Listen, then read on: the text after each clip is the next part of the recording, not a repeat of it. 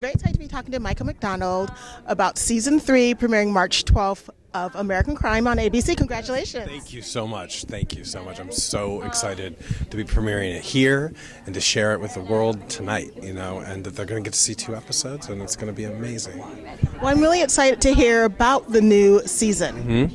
Well, the new season is, taking some of the very familiar faces that we knew from season 1 and season 2, changing their look, changing their emotional, core, and making them different people in a whole new environment. We're set in Guilford County, North Carolina.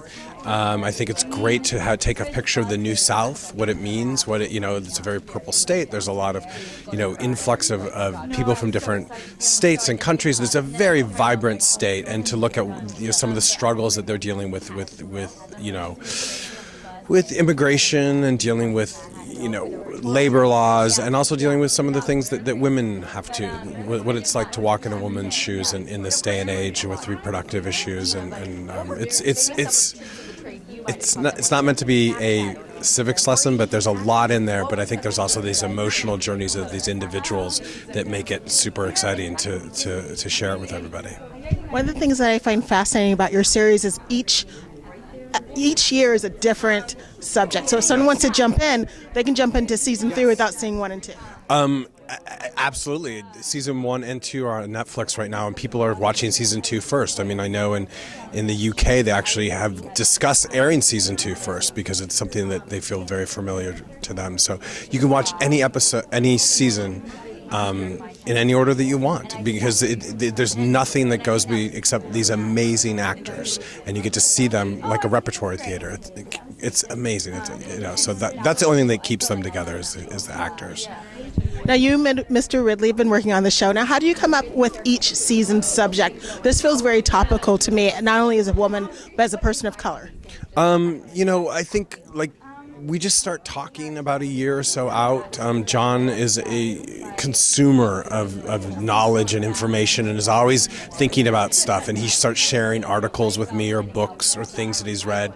And as he started about a year ago, maybe almost a year and a half ago, started sharing some books he'd read, some articles about the existence of slavery in America today, and that it does exist, and it's not something, and John wrote 12 Years a Slave, so it's not something that's gone. It's something that still exists, and we close our eyes to it. And it exists in this city right now in Los Angeles. And, we want to open the doors and air it out. So it's exciting to be able to do that. And it's, John really is the driver of this. And then he and I comb through material and find the things that interest us and, start putting them in the show. ABC seems to be giving you a lot of free reign to subject that's very serious that you are bringing into people's homes that may not be aware of it. How do you guys negotiate with ABC about how far you can push the envelope? They've been very, very open. I think we kind of understand where the boundaries are. John and I have, this is our 3rd season. We've been through some of the conversations earlier, so we kind of understand where it is. I was an executive at ABC for a decade, and so I kind of get it, but we've pushed some things, and they've been willing to go there, which has been amazing. Paul Lee and now Channing Dungey, who had helped develop the show, is a huge fan of the show, and they've really given us, there's some issues with language that we have to deal with, but that has nothing to do with them. That's all FCC rules that we have to follow. But they've been really open to it, and it's not been as hard as I thought it would be. Now, this year I see you have returning stars as well as a few new faces. Can you tell me who are some of the new faces that will be appearing? Well, there's a beautiful one sitting here right here. Anna Mulvoy-Ten is an amazing young actress that we found through Kim Coleman, our casting director, and she has this long career in Great Britain, and we didn't even know she was British till her third audition, and she opened up she dropped her American accent, and she's amazing talent. She's brought great things to the show. Miko Bizet, who's also here, plays an immigrant, Haitian immigrant. She's total unknown to us. She's French. She's, she herself came as a nanny, so she has all this experience, and she's, we're really excited to bring her.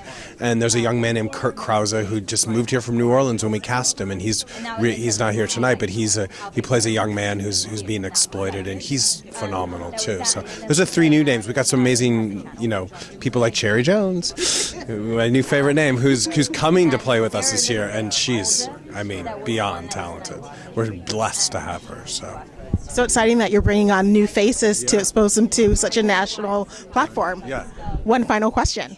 What else will you be working on now that you guys have this in the can? Are you having any new projects that we can keep an eye out for? In April, John and I have a project called Gorilla that's airing on Showtime. It stars Idris Elba and Frida Pinto. Again, phenomenal actors. It takes place in 1971 in London. Deals with the civil rights movement that was erupting at that time. And it's a really cool 6-episode limited series that will be airing, in a few weeks. So look for that. Well, I can't wait to meet that show as well as my returning favorite. Thank you so much for talking with me.